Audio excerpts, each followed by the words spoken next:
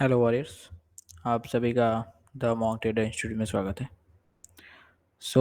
पिछले लेक्चर में हमने देखा था कि स्टॉक मार्केट जो है उसका नीड क्या है, उसका ज़रूरत क्या है, और स्टॉक मार्केट जो है उसमें एक्चुअल सिस्टम जो है वो कैसा रहता है और किसका कैसा रोल रहता है वो हमने देखा था। जैसे कि एनएसई और बीएसई का रोल जो है वो कैसा रहता है। डिपॉजिटरी जो एनएसडीआर और सीडीएसएल है, यानी कि central depository service limited and national service depository limited, इसका फुल फॉर्म है। ठीक है। डिपॉजिटरी का काम क्या रहता है वो हमने देखा था कल, कि जो भी शेयर्स होते हैं उसका क्रेडिट और डेबिट करना रहता है, वो एनएसडीआर और सीडीएसएल का काम रहता है। सिमिलरली स्टॉक ब्रोकर्स जो है वो क्या रहता है, उनका काम क्या रहता है। ठीक है, वो हमने डिटेल्स में जो है वो देखा था। जो भी आपका डीमेट का अकाउंट है वो कैसे खुलता है ब्रोकर के पास, उसके लिए कौन से डॉक्यूमेंट की रिक्वायरमेंट रहती है वो भी हमने देखा था। ठीक है। दूसरा हमने ये भी देखा था कि एनएसडीएल जो है उसके पास कौन से डेटास रहते हैं और उनका वो मैनेजमेंट कौन से डेटा का करता है वो भी हमने देखा था। ठीक है। नाउ जो आज के लेक्चर में हम डिस्कस करेंगे वो जनरली तीन टाइप के एनालिसिस मार्केट में रहते हैं। एक रहता है इकोनॉमिकल एनालिसिस, दूसरा रहता है फंडामेंटल, और तीसरा रहता है टेक्निकल। सो जनरली जो ट्रेडर्स रहते हैं उनके लिए टेक्निकल एनालिसिस बहुत मायने रखता है, और जो भी लॉन्ग टर्म इन्वेस्टर है, ठीक है, उनको फंडामेंटल और इकोनॉमिकल एनालिसिस जो है वो देखना रहता है। ये मैटर सिर्फ ऑब्वियसली ट्रेडर्स के लिए, तो हम ज़्यादातर टेक्निकल जो है उसके ऊपर ज़्यादा फोकस करेंगे।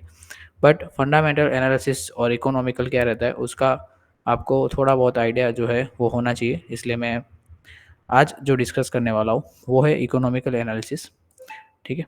इसमें जो है वो आपको डिटेल में कुछ जाने की ज़रूरत नहीं है, बस आपको एक अंदाज़ा रहना चाहिए कि मार्केट में जो है वो सब कैसे वर्क करता है। ठीक है। सबसे पहले जो इकोनॉमिकल एनालिसिस क्या होता है वो मैं आपको बता रहा हूँ।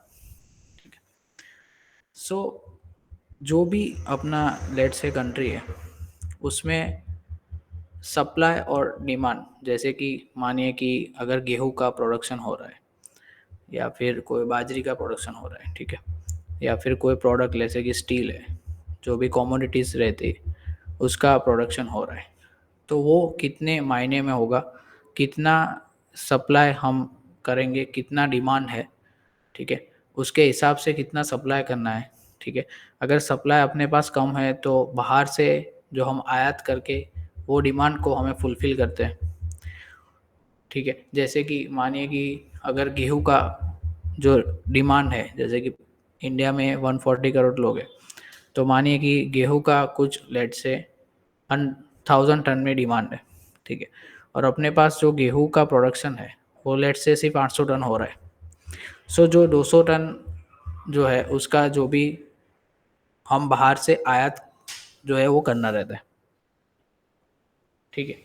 सो जो भी गेहूं का प्रोडक्शन है उसके पास कितना सप्लाई है, कितना डिमांड है, कितना हमें बाहर से मंगवाना पड़ेगा, वो सारा एनालिसिस जो है वो इकोनॉमिकल एनालिसिस में आता है। ये सिर्फ मैं गेहूं की बात नहीं कर रहा हूँ, ऐसा बहुत सारा चीज़ हो सकता है। वो लेट से गोल्ड भी हो सकता है, सिल्वर भी हो सकता है। ठीक है। उसके बाद कोई भी स्टील हो सकता है। ठीक है। सो ये सारा जो सप्लाई और डिमांड का एनालिसिस रहता है, ठीक है, उसको हम सारा एनालिसिस वो इकोनॉमिकल एनालिसिस में आता है। अगर कोई कंपनी है, लेट्स से टाटा स्टील है, तो वो कितने टन्स में स्टील जो है वो प्रोडक्शन कर रहा है, कितना बाहर से जो है वो कांच, जैसे कि अगर स्टील का आपको प्रोडक्शन करना है, ठीक है, तो बाहर से कुछ काती धातु जो होती है यो, या फिर खान में अगर आप को पता है कि खान जो है उसमें से हम जो है उसका प्योरीफाई करके स्टील बनता है। तो जो भी कार्बन का जो रहता है उसका शुद्धिकरण करके स्टील बनता है। तो उसके हिसाब से कितना डिमांड है और कितना सप्लाई वो कंपनी जो है वो क्लब को दे रही है, वो एनालिसिस को हम बोलते हैं इकोनॉमिकल एनालिसिस। ठीक है। कोई भी कंपनी का सप्लाई और डिमांड का जो एनालिसिस रहता है उसको हम बोलते हैं इकोनॉमिकल एनालिसिस। ठीक है। दूसरा इकोनॉमिकल एनालिसिस में अनएम्प्लॉयमेंट रेट भी आता है, जैसे कि बेरोजगारी का दर जो रहता है कि आपने अगर पता होगा कि इंडिया में जो है वो कुछ बेरोजगारी का दर हर 3 महीने क्वार्टरली या ईयरली जो है वो कैलकुलेट होता है और वो रिलीज होता है कि पिछले क्वार्टर इतना था, अभी ये क्वार्टर इतना है। ठीक है। तो वो जो भी एनालिसिस करके एक रेट, अनएम्प्लॉयमेंट रेट जो है वो बाहर पड़ता है, वो भी इकोनॉमिकल एनालिसिस में आता है। ठीक है। सिमिलरली जीडीपी का भी आपको पता होगा कि जीडीपी कितना ट्रिलियन बढ़ी है, कितना ट्रिलियन जो है वो डिक्रीज हो रही है। ठीक है। तो वो सारा एनालिसिस इकोनॉमिकल एनालिसिस में भी आता है। तीसरा इन्फ्लेमेशन रेट यानी कि मोंगवारी का दर, यानी लेट से कि आज जो वस्तु 10 रुपए की है वो 20 साल के बाद 100 रुपीज़ की होगी, तो उसको बोलते हैं मोंगवारी का दर।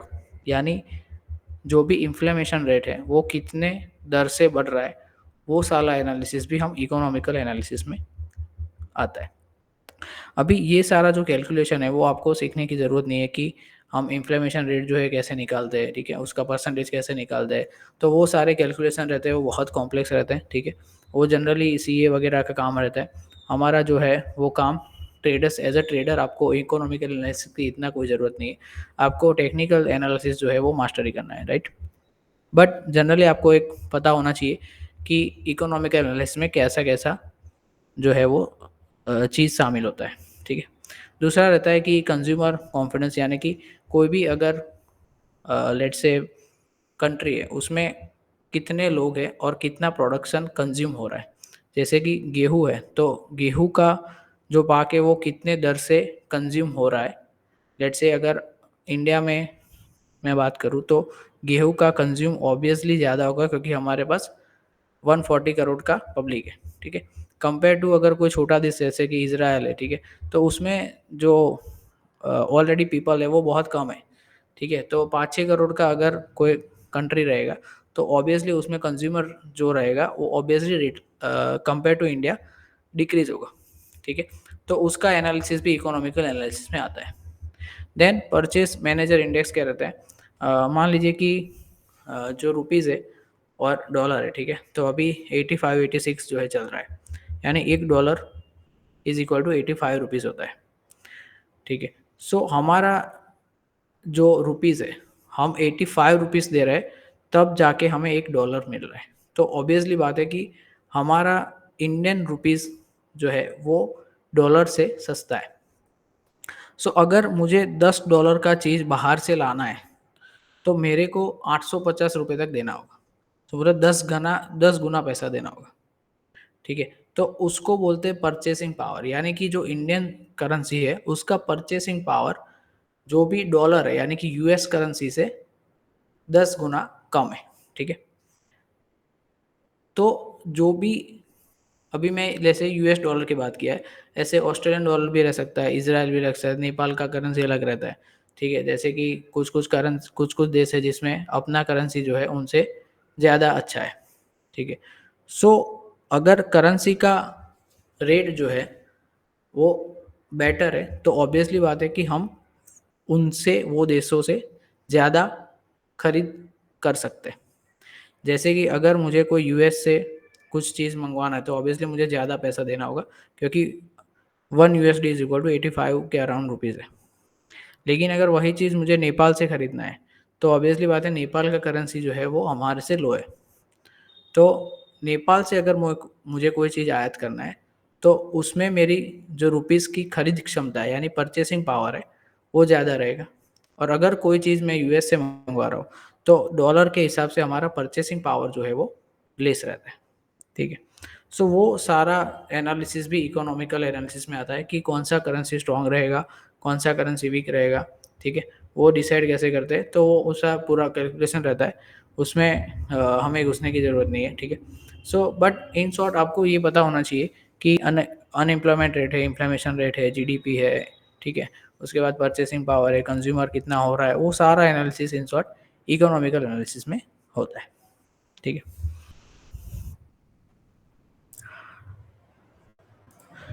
नाउ जो नेक्स्ट एनालिसिस है उसको हम बोलते हैं fundamental analysis. Now fundamental analysis क्या रहता है वो मैं आपको बता रहा हूँ। फंडामेंटल एनालिसिस में दो टाइप के एनालिसिस रहते हैं, एक रहता है क्वालिटी और दूसरा रहता है क्वांटिटेटिव। ठीक है।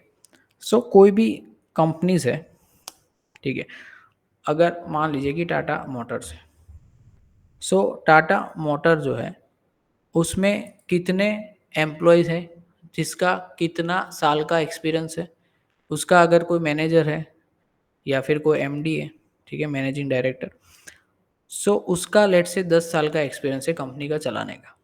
ठीक है। सो वो जो सारा एनालिसिस अगर मैं कोई कंपनी का कर रहा हूँ, तो वो सारा एनालिसिस जो है वो ये एनालिसिस में आ जाएगा क्वांटिटेटिव। ठीक है। सो कोई भी मैनेजर एक्सपीरियंस रहेगा या फिर उनका सीईओ का डिग्री क्या है, जैसे कि मान लीजिए कि रिलायंस की कंपनी का मैनेजर इतना पढ़ा है और टाटा की कंपनी का मैनेजर इतना पढ़ा है। ठीक है। अभी इससे फ़ायदा क्या होगा कि अगर कोई भी पढ़ा लिखा इंसान जिसको 10 साल 8 साल का एक्सपीरियंस है कंपनी चलाने का, वो अगर एज अ सीईओ या मैनेजिंग डायरेक्टर रहता है, ठीक है, तो ऑब्वियसली बात है कि वो कंपनी को एक अच्छे से रन कर पाएगा। ठीक है। तो अगर मैं कोई भी कंपनी का मैनेजर एक्सपीरियंस जो है, यानी उनका मैनेजर जो है वो कितना पढ़ा हुआ है, ठीक है, कितना एक्सपीरियंस है, उसने क्या क्या डिग्रियाँ ली है, उसको कितना कंपनी चलाने का कितना एक्सपीरियंस है, उसका स्पेसिफिकेशन किस में है। ठीक है, जैसे कि अगर कोई इकोनॉमिस्ट को हम दे रहे हैं कंपनी को रन करने के लिए, तो वो बेहतर बाकी के कंपेयर से ऑब्वियसली बेहतर चलाएगा, क्योंकि उसको नंबर्स में इजीली पता चल जाएगा। ठीक है। सो जो भी कोई एनालिसिस एम्प्लॉय के थ्रू होता है, तो एम्प्लॉय कितना एक्सपीरियंस है, उस बेस पे अगर मैं कोई कंपनी को एनालिसिस करता हूँ, तो उसको हम बोलते हैं क्वालिटेटिव एनालिसिस। ठीक है।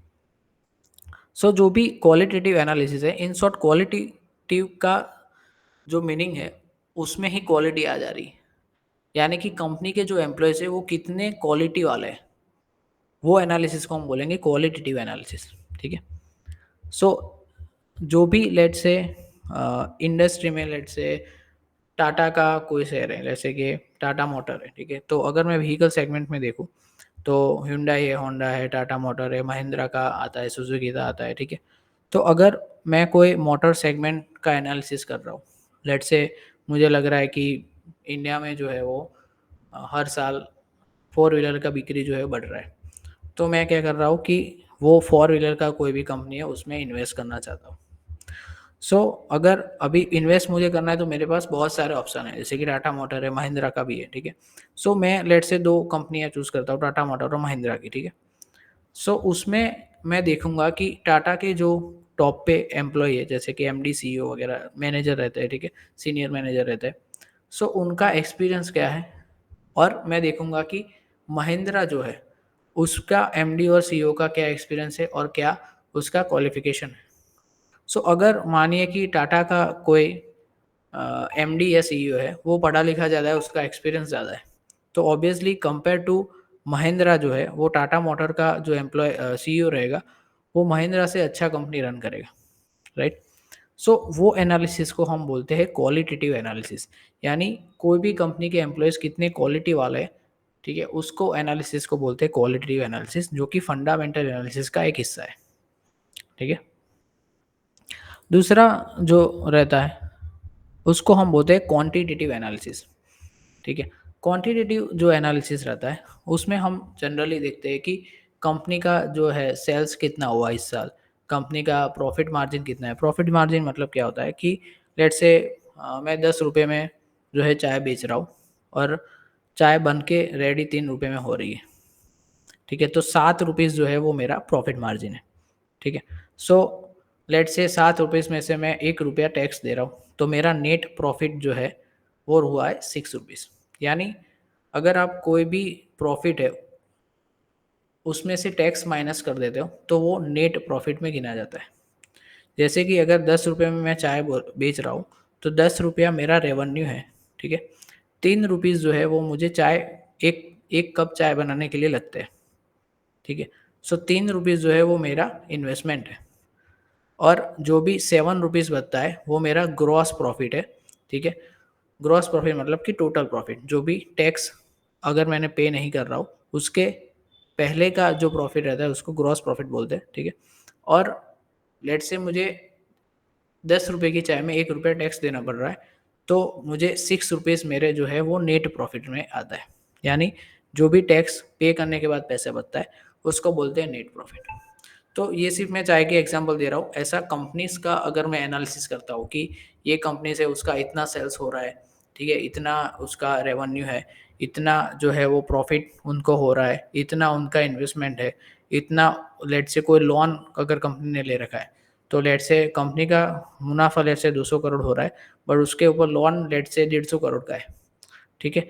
तो उसके हिसाब का जो भी एनालिसिस रहता है वो सारा क्वांटिटेटिव एनालिसिस में आता है, ठीक है।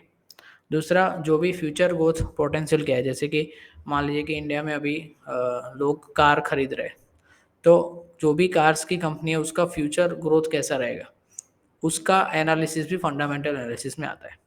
जैसे कि अभी मानिए कि ईवी सेक्टर है, वो काफ़ी चर्चा में है, ठीक है। तो ईवी का जो कंज्यूमर धीरे धीरे बढ़ने वाला है। दूसरा, एआई का जो है उसका, जैसे कि आप चैट जीपीटी यूज़ कर रहे हो, ठीक है, तो जो भी उसके रिलेटेड स्टॉक है उस पे उसका फ्यूचर ग्रोथ ऑब्वियसली अच्छा रहने वाला है, राइट। सो उसको जो एनालिसिस करते हैं कंपनी, जो भी फ्यूचर ग्रोथ के हिसाब से हम एनालिसिस करते हैं वो भी फंडामेंटल एनालिसिस में आता है, ठीक है। दूसरा, फाइनेंशियल रेशियोज जो होता है वो हम डिटेल्स में देखेंगे क्या रहता है, ठीक है, कि price by earning P by ratio रहता है, पी बाई बी रेशियो रहता है, ठीक है। वो सारा चीज़ हम जो है वो नेक्स्ट लेक्चर में कवर करेंगे। बट अभी फिलहाल मैं इतना आपको बता रहा हूँ कि फंडामेंटल एनालिसिस हम कर क्यों रहे और उसमें कौन सा जो है चीज़ शामिल होता है, ठीक है। सो जो भी फंडामेंटल एनालिसिस है उसमें हमने दो टाइप का देखा, एक होता है क्वालिटेटिव और दूसरा रहता है क्वांटिटेटिव। जो भी क्वालिटेटिव एनालिसिस रहेगा वो कंपनीज के जो एम्प्लॉयज़ है, मैनेजर है, सीईओ है, एमडी है, उसमें कितने साल का एक्सपीरियंस है और कितना उसका हाईएस्ट डिग्री है, कौन से कॉलेज से उन्होंने डिग्री लिया है, ठीक है, मास्टर डिग्री किया है, पीएचडी किया है, वो सारा एनालिसिस जो है वो क्वालिटेटिव एनालिसिस में आता है, ठीक है। अगर कोई एमडी लेट से 3-4 कंपनी में काम ऑलरेडी कर चुका है, तो वो ऑब्वियसली अच्छा परफॉर्म करेगा, तो वो सारा एनालिसिस जो है वो क्वालिटेटिव एनालिसिस में रहता है। और फंडामेंटल एनालिसिस का दूसरा जो टॉपिक है उसमें बोलते हैं क्वांटिटेटिव एनालिसिस, जिसमें कंपनीज का सेल्स क्या है, कंपनी का नेट प्रॉफिट क्या है, रेवेन्यू क्या है, एबिटा क्या है, एबिटा क्या रहता है वहाँ हम नेक्स्ट सेक्शन में देखेंगे, ठीक है। दूसरा, रिटर्न ऑन इक्विटी क्या रहता है, फ्यूचर ग्रोथ वो कंपनी का किसका कितना है, ठीक है। वो सारा एनालिसिस फंडामेंटल एनालिसिस में आता है, ठीक है। दूसरा, रिटर्न ऑन इक्विटी, इक्विटी क्या रहता है वो मैं आपको बताता हूँ। लेट्स से कोई कंपनी है, उसने अपना 10% शेयर है वो स्टॉक मार्केट में लिस्टेड किया है, यानी कि लेट्स से 10% कंपनी का टोटल वैल्यूएशन 1000 करोड़ पे है, तो उसमें से 10% यानी कि 100 करोड़ रुपीज़ उन्होंने स्टॉक मार्केट में लिस्टेड कर दिया है, यानी पब्लिक को बेच दिया है, ठीक है। सो जो 100 करोड़ है उसमें से लेट से कंपनी का जो 100 रुपीज़ पे चल रहा है कंपनी का शेयर का भाव, अभी 1 साल में वो कंपनी जो है 100 रुपये से लेट से 150 रुपीज़ उसका प्राइस हो गया, ठीक है। सो 1 साल में अगर मुझे कंपनी का, मेरे पास एक स्टॉक मैंने खरीद रखा है, तो मेरा जो 100 रुपीज़ इन्वेस्टेड है वो अभी हो जाएगा 150 रुपीज़, राइट। सो कंपनी, तो मुझे मेरे जो 100 रुपीज़ है वो अल्टीमेटली 150 रुपये हो गए, यानी कि मुझे 50% का जो है वो रिटर्न मिला। सो जो भी मैंने शेयर्स यानी कि इक्विटी लेके रखी थी उस पे मुझे कितना रिटर्न मिल रहा है उसको हम बोलेंगे रिटर्न ऑन इक्विटी, ठीक है। सो वो भी मैटर करता है, क्योंकि अल्टीमेटली आप स्टॉक मार्केट में आ क्यों रहे, इन्वेस्ट हम कंपनी में क्यों करते हैं, क्योंकि हमें हायर रिटर्न चाहिए कंपेयर टू जो एफडीज हमारे हैं, ठीक है, उससे हम हायर रिटर्न बनाने के लिए ही स्टॉक मार्केट में आ रहे हैं, राइट। सो जो भी रिटर्न ऑन इक्विटी है वो हाई रहे, वो बेस पे कंपनी का एनालिसिस भी कर सकते हैं, वो भी फंडामेंटल एनालिसिस में कंसीडर होता है, ठीक है। और तीसरा जो रहता है वो रहता है टेक्निकल एनालिसिस, जो कि ट्रेडर्स के लिए काफ़ी इम्पोर्टेंस रहता है, ठीक है। जो टेक्निकल एनालिसिस क्या रहता है वो मैं आपको बता रहा हूँ। लेट से कोई कंपनीज का जो भाव है, कोई प्राइस है लेट से 100 रुपीज़ है, ठीक है। सो पिछले साल लेट से उसका प्राइस 50 रुपीज़ था, इस बार 100 रुपीज़ है। उसके नेक्स्ट साल, अगले साल जो है वो लेट से 80 रुपये हो गया, उसके नेक्स्ट साल लेट से फिर से 200 रुपीज़ पे चला गया, ठीक है। सो कंपनी जो ईयर ऑन ईयर अपना उसका शेयर का प्राइस कंटिन्यूअसली चेंज हो रहा है। सो जो भी कंपनीज का भाव बढ़ रहा है या डिक्रीज हो रहा है, वो कैसे हो रहा है, या जो प्राइस फ्लक्चुएशन आ रहा है, ठीक है, उसके एनालिसिस को हम बोलते हैं टेक्निकल एनालिसिस। ठीक है, जैसे कि कंपनीज का जो सेल्स ग्रोथ वगैरह है, उसके हिसाब से कंपनी का प्राइस जो है वो फ्लक्चुएशन रहता है। अभी मान लीजिए कि कोई कंपनी है, उसका क्वार्टर रिजल्ट आया और उसमें उन्होंने 200 करोड़ का प्रॉफिट किया, तो वो ऑब्वियसली अच्छी न्यूज़ है, अच्छी बात है। तो कंपनी का शेयर प्राइस लेट से 100 से लेके 150 चला गया। तो वो जो भी प्राइस का फ्लक्चुएशन हो रहा है, उसके एनालिसिस को हम बोलते हैं टेक्निकल एनालिसिस। ठीक है, कंपनी का प्राइस मूव क्यों हो रहा है, फंडामेंटल रीजंस की वजह से। यानी फंडामेंटली वो कंपनी अगर ग्रो अच्छा कर रहा है तो ऑब्वियसली कंपनी का जो भाव है वो भी फ्लक्चुएशन अच्छा रहेगा।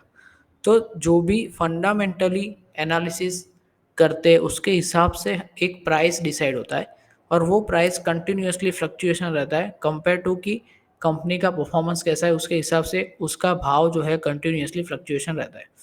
वो प्राइस के फ्लक्चुएशन को जो एनालिसिस करते हैं, उसको हम बोलते हैं टेक्निकल एनालिसिस। ठीक है, सो हर एक कंपनी का भाव जो है वो ऑब्वियसली अलग अलग रहेगा, क्योंकि हर एक कंपनी का सेल्स अलग रहेगा, रेवेन्यू अलग रहेगा, राइट। फ्यूचर ग्रोथ जो है वो भी डिफरेंट हर एक कंपनी का होगा। तो उसके हिसाब से उसका कंपनी का प्राइस जो है वो फ्लक्चुएशन होगा, और हर एक कंपनी का भाव जो है वो अलग अलग रहेगा। ठीक है, अभी कोई भी कंपनी का भाव कैसे डिसाइड होता है, उसको कैसे कैलकुलेशन करते हैं, जैसे टाटा मोटर का भाव 900 रुपये पे, IRFC का भाव लेट से 150 रुपये पे, तो वो डिसाइड कैसे होगा। तो उसका एक मेजर कैलकुलेशन रहता है, जो कि इकोनॉमिक्स जो बड़े बड़े रहते हैं वो डिसाइड उसके हिसाब से होता है। सो उससे हमें कोई मतलब नहीं है। ठीक है, सो अगर हमें डायरेक्टली प्राइस मिल रहा है, लेट से मुझे अभी टाटा मोटर का भाव लेट से 950 रुपये चल रहा है, वो अगर मुझे डायरेक्टली ही मिल रहा है तो मुझे वो कैलकुलेशन करने की कोई ज़रूरत नहीं, राइट। बट हमें क्या करना है कि टाटा मोटर का भाव लेट से 900 जा रहा है, फिर 1000 चला गया, फिर 800 चला गया, तो वो जो भी प्लस और माइनस हो रहा है उसका एनालिसिस हम करेंगे, और उसके बेस पे हम प्रॉफिट जो है अपना निकालेंगे। ठीक है, तो जो भी प्राइस का एनालिसिस रहेगा, प्राइस का फ्लक्चुएशन का, उसको हम बोलते हैं टेक्निकल एनालिसिस। ठीक है, सो होप आपको समझ में आ रहा है। सो ये काफ़ी हम बेसिक चीज़ें अभी डिस्कस कर रहे हैं। ठीक है,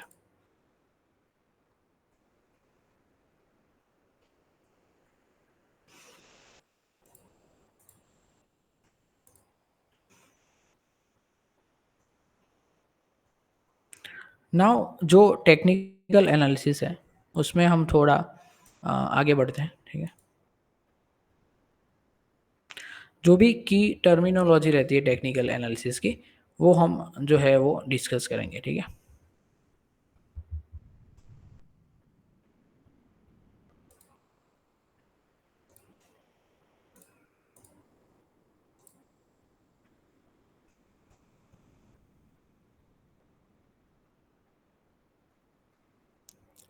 अभी लेट से मान लीजिए कि कोई कंपनी है, उसका भाव लेट से 100 रुपीज़ चल रहा है। ठीक है,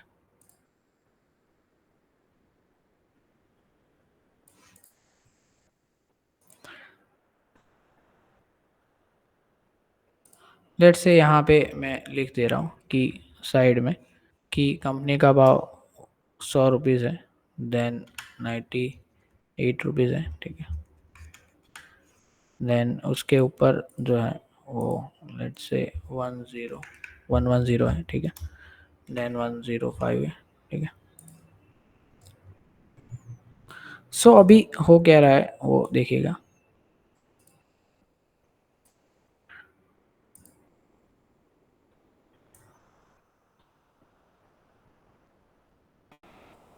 अभी हो क्या रहा है, लेट से ये जो है वो 1 मंथ है, ये सेकंड है, ये थर्ड है, fourth, fifth, six, seven, eight, ऐसे 8 मंथ है। ठीक है, सो फर्स्ट महीने से सेकंड में ले गए, लेट से कंपनी का भाव जो है वो बढ़ रहा था, कंपनी का भाव लेट से 110 तक गया। ठीक है, उसके बाद जो है, जो महीना के एंड में उसका रिजल्ट आया और लेट से उसको कंपनी ने नेट टू नेट 100 करोड़ का लॉस बुक किया, तो कंपनी क्या करती है, फिर से 100 रुपीज़ पे आ जाती है।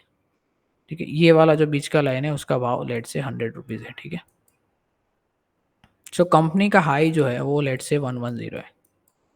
सो कंपनी का प्राइस जो है वो एक महीने में 110 गया, और 110 से वापस जो रिजल्ट खराब आया उसके वजह से लेट से 100 रुपीज़ आ गए।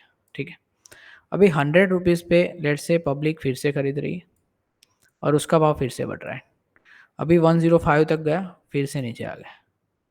ठीक है, फिर से 100 रुपीज़ पे आया, उसके बाद फिर से यहाँ से अपसाइड चला गया, फिर से आया, सिमिलर कंडीशन में फिर से चला गया, फिर से आया, फिर से चला गया। ठीक है, तो ऐसे कंटिन्यूअसली प्राइस क्या हो रहा है कि 100 रुपीज़ पे आता है, ठीक है, और उसके बाद ऊपर चला जाता है। ठीक है, सो प्राइस जो है वो 100 रुपीज़ से नीचे नहीं जा रहा है। सो उसका मतलब क्या हुआ कि प्राइस जो है वो 100 रुपीज़ पे सपोर्ट ले रहा है। सो एज अ सपोर्ट काम कर रहा है। सो क्यों? क्योंकि प्राइस जब भी 100 रुपीज़ को ब्रेक नहीं कर रहा है, जब भी 100 रुपीज़ आता है उसके बाद बाउंस आता है। सो जो भी प्राइस कंटिन्यूअसली एक सेम प्राइस पे बार बार बाउंस होती है, उसको, वो लाइन को हम बोलते हैं सपोर्ट लाइन। ठीक है, जिसको हम बोलते हैं सपोर्ट। ठीक है, तो ये टेक्निकल एनालिसिस का टर्मिनोलॉजी है। ठीक है, तो सपोर्ट किसको बोलते हैं?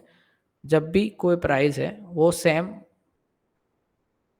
लेवल पे या सेम प्राइस पे, जैसे कि यहाँ पे 100 रुपीज़ है, वहाँ पे बाउंस हो रही है, उसको ब्रेक नहीं कर रही है, वहाँ से रिवर्स हो जाती है। ठीक है, तो उसको, प्राइस को या उस लाइन को हम बोलेंगे सपोर्ट लाइन। ठीक है, सिमिलरली रेजिस्टेंस लाइन क्या रहता है वो हम देखते हैं। अभी यहाँ पे क्या हो रहा है कि जब भी प्राइस 110 पे आ रही है, प्राइस रिवर्स हो जा रही है, 110 पे आ रही है, प्राइस रिवर्स हो जा रही है। ठीक है, सो रेजिस्टेंस किसको बोलते हैं? ऐसा प्राइस जहाँ पे मार्केट बार बार रेजिस्टेंस ले रहा है। ठीक है, यानी बार बार अवरोध जो है वो फेस कर रहा है, तो वो लाइन को हम बोलते हैं रेजिस्टेंस लाइन। ठीक है, अगर मार्केट में जो प्राइस है उस पर बार बार सपोर्ट ले रहा है, तो उसको बोलते हैं सपोर्ट लाइन, यानी इसको ब्रेक नहीं कर रहा है, वहां से अपसाइड चला जा रहा है, तो हम बोलेंगे सपोर्ट। और जो रेजिस्टेंस क्या रहता है कि वहां से डाउन साइड चला जा रहा है, यानी यहाँ पे देखिए कि 110 है, वहां से प्राइस डाउन साइड चला जा रहा है। ठीक है, तो वो लाइन को हम बोलेंगे रेजिस्टेंस लाइन। ठीक है, सो सपोर्ट लाइन ऐसा चीज़ है कि वहाँ से मार्केट बार बार अपसाइड जा रहा है, और रेजिस्टेंस लाइन ऐसा चीज़ है जहाँ वहाँ से वो प्राइस से मार्केट बार बार डाउन साइड जा रहा है। यानी यहाँ पे क्या हो रहा है कि मार्केट 110 पे रेजिस्टेंस ले रहा है और 100 रुपीज़ पे सपोर्ट ले रहा है।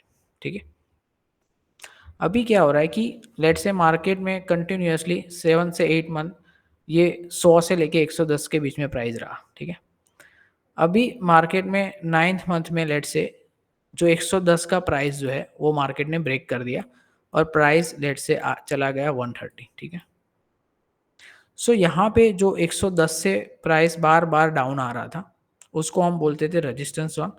तो ये जो पॉइंट है, उसने क्या किया है कि 110 का प्राइस को ब्रेक कर लिया है। ठीक है, तो ऐसा पॉइंट जिसने रेजिस्टेंस को ब्रेक कर लिया है, उसको हम बोलेंगे ब्रेकआउट। ठीक है, उसको हम बोलते हैं ब्रेकआउट। ठीक है,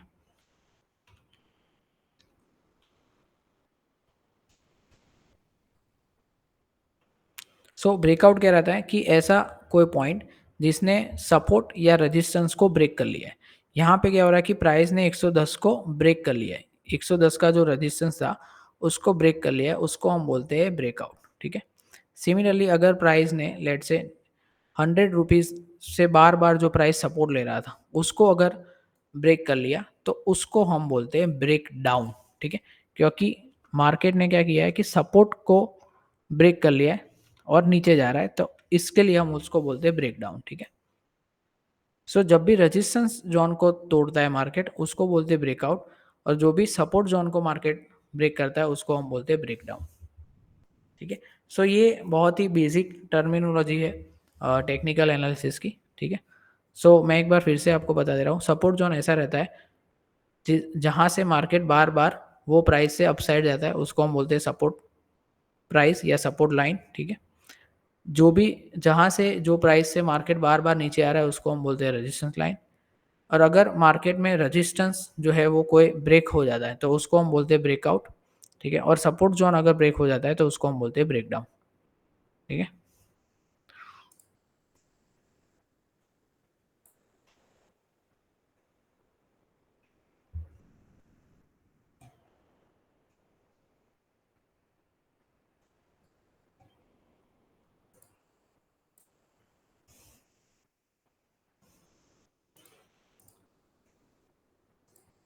ठीक है, तो आज का लेक्चर जो है वो हम यहीं तक रखते हैं।